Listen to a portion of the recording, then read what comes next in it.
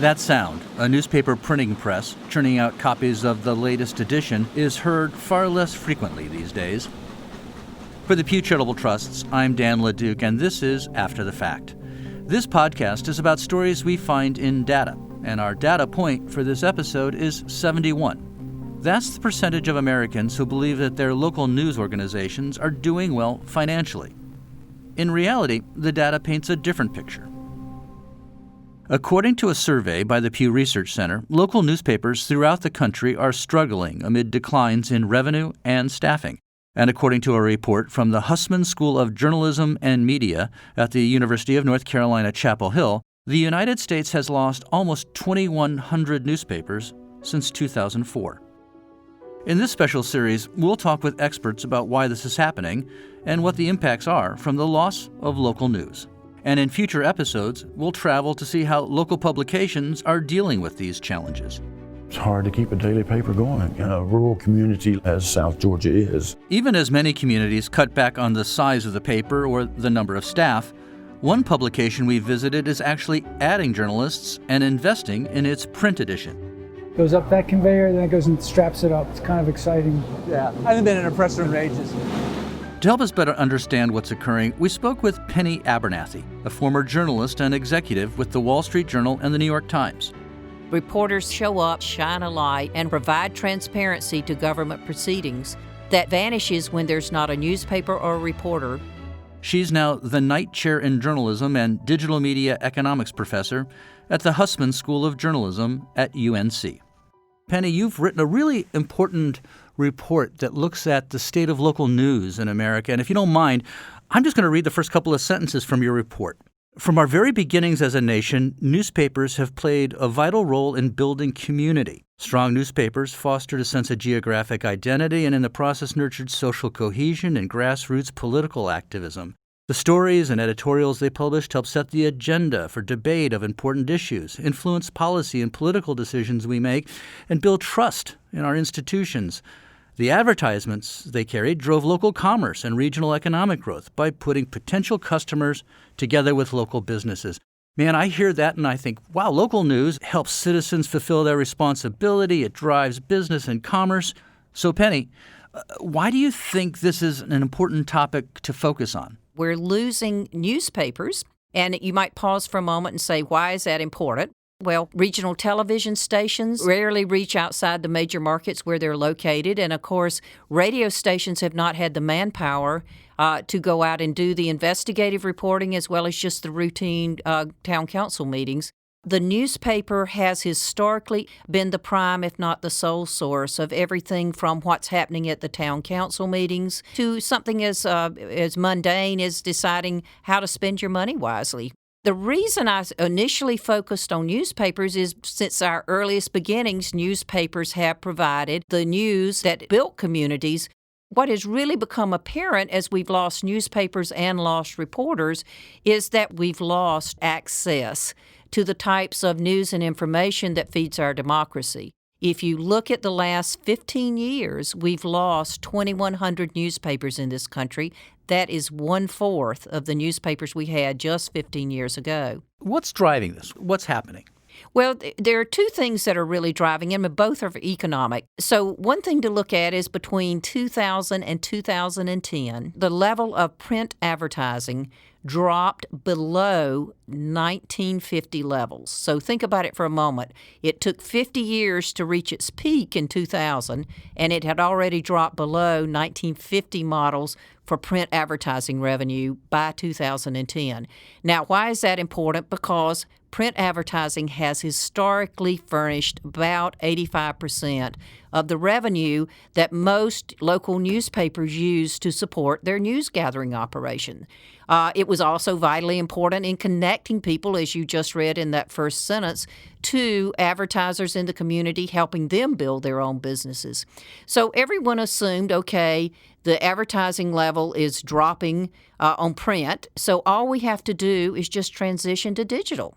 So there was a mad rush to transform newspapers, and instead what happened is that over the last 10 years, between 75 and 80% of the digital ad revenue has gone not to newspapers but to two tech giants, Facebook and Google. So that means that you have television stations, newspapers, digital startups, all fighting over the remaining 25%. That is just not enough to sustain a vibrant level of news gathering operation. And of course, it has handicapped newspapers in not being able to serve businesses in their area either. While print newspapers continue to struggle, their websites are also showing some declines. Amy Mitchell directs journalism research at the Pew Research Center and has been tracking changes in the industry for more than a decade. Take a step back for us and tell us, as your annual reports are often called, what is the state of the news media today, and in particular, what's happening in local news? Well, one of the things we see in local is a big transition to digital, just as we've seen at the national level. So we see in 2019 that about as many people say they prefer to get their local news digitally as prefer to get it through the television set. We still see local TV stations garnering the widest reach when it comes sort of to overall audience, but definitely a very prominent preference for digital. One of the other elements of local news is of course, our local newspapers, and as a lot of people have heard, circulation is down, staffing is down. What are the numbers there? Well, the newspaper industry's financial fortunes and their subscriber bases have been in decline since the mid-2000s. And website audience traffic, actually, after some years of growth, we've also seen level off. So if we look at 2018, which is the last sort of cumulative year of data that's available, 2018 saw another decline of 8% in U.S. daily newspaper circulation. That includes print and digital combined. Total estimated advertising revenue for the industry fell another 13% in 2018. And when we look at the employment, so sort of that reporting power that's in the newsroom, there we see declines of 47% since 2004. That's almost half. That's almost half. And in 2018 alone, about a quarter of U.S. newspapers with 50,000 circulation or higher had layoffs in their local newspapers. And that is on top of roughly 32% that had layoffs in 2017. So the challenges that the industry is facing there are not abating. When we ask about the financial state of local news in general, 71% of the American public said that they think it's doing fairly well financially. That's pretty striking and really speaks to quite a gap in awareness among the public and a challenge for the industry. We then followed up and we ask about paying and have you paid for local news in any way, whether you are subscribing or being a membership or a donation. Only 14% of the American public said that they had paid in any way for local news in the past year. Really striking numbers. And so if there has been an attempt by the industry to reach out and have people be aware, it's largely gone unheard, by these numbers in terms of what they suggest. When we followed up with the people who hadn't paid, that large majority who said they hadn't paid, it was interesting because it wasn't a question of quality. It was the largest reason people gave was the fact that there was so much free content out there. Could we talk a little bit about the specific role of sort of local newspapers in all of this? I'm thinking smaller town America that has 30,000 people, 100 people, small villages. Local TV news is important for lots and lots of people. But, of course, they tend to cover bigger markets. Well, one piece of data we have that would speak to that, we asked people whether most of the coverage was about the area that they live in or whether it was about a nearby area outside their own, such as another city or another town. And we had about half of our respondents say that the bulk of their local news covers an area outside where they live. People that were more likely to say the coverage was focusing on other areas were those that lived in more rural segments of the country. Let me just ask you, though, this. For the longest time, news was a commodity that was paid for because people could sell advertising and it worked. Is news in American society changing? Absolutely. I would say the concept of news is definitely gone through change, and some of that is through producers and providers of it, right? We had about 30% that said they got local news regularly from some of what we might call sort of the second tier types of outlets, online only places, local government agencies, local organizations like churches and schools. So when you add that up, you had about 30% that get news from one of those types of at least one of those types of outlets regularly. So there's a lot of ways people can get informed. And also when you think about then the impact of social media, not just digital generally, but in particular the structure of social media where news is mixed in with everything else, it becomes a sort of constant as opposed to something one does at certain times during the day. It's just a very different experience than what we had, say, 3 or 4 decades ago. This new normal, getting news from a variety of sources, some of them with a partisan point of view, others offering free content, can come at a cost.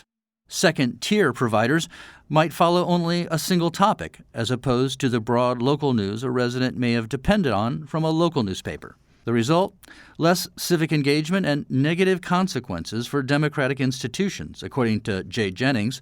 He's a research fellow at the Center for Media Engagement at the University of Texas. He and co-author Megan Rubidoux examined the impact of local newspaper declines on mayoral elections in the United States and published their findings in the Urban Affairs Review. Communities suffer when newspapers are in decline.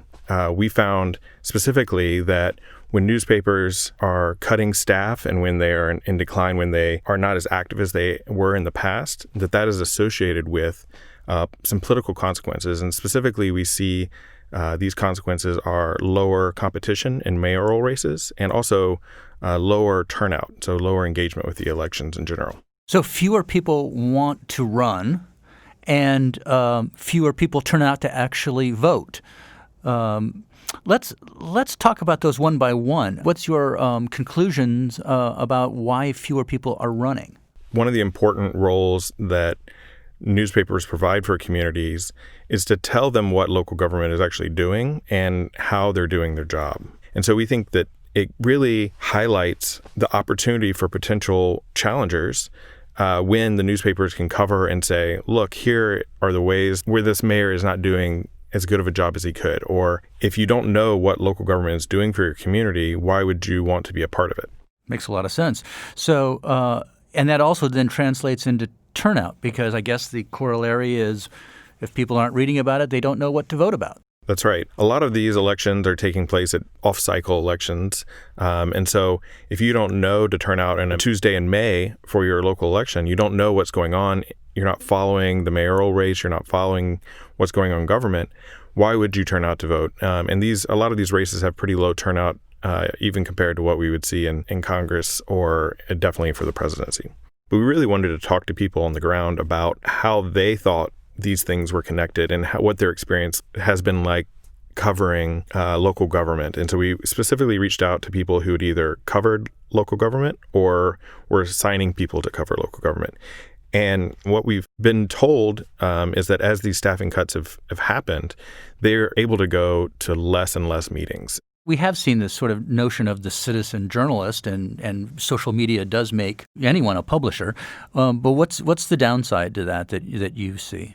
The downside is twofold. One, there is a advantage to having a trained professional who works underneath kind of journalistic standards.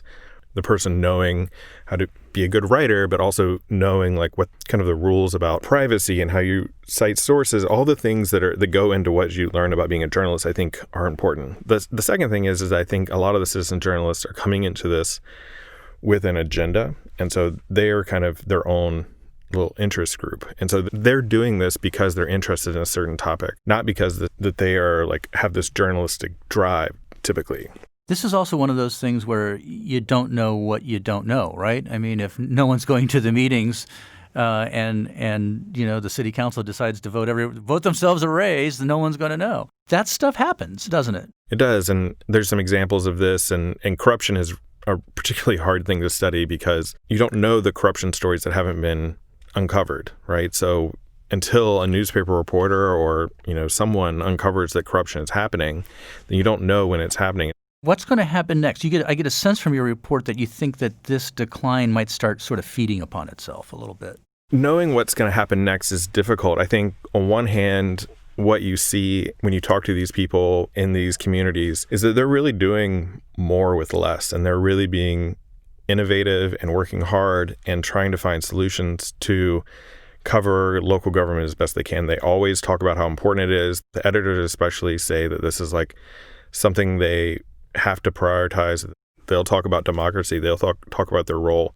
So on one hand, you want to be hopeful that they'll kind of figure out this new model and there will be ways that they can kind of promote democracy and really return to their watchdog role in some way. On the other hand, you see the economics of it. You see the way the decline is just kind of like gutted these papers from newsrooms that used to have 40 to now having like 6 people do 40 people's jobs. Like, how are they supposed to cover the same amount of things with such a gutted newsroom? As local newspapers search for a new business model that's both profitable and sustainable, they're seeing mixed results. In some places, the model collapses, and the result is a news desert, a place with little or no local news coverage.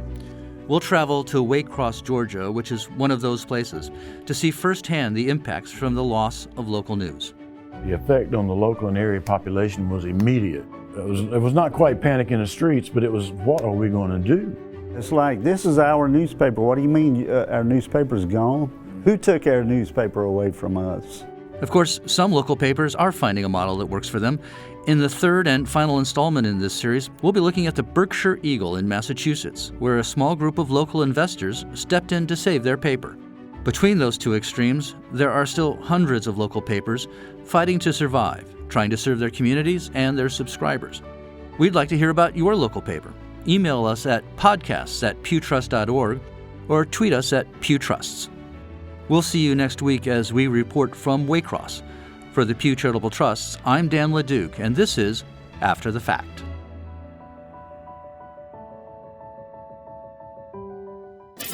After the Fact is produced by the Pew Charitable Trusts.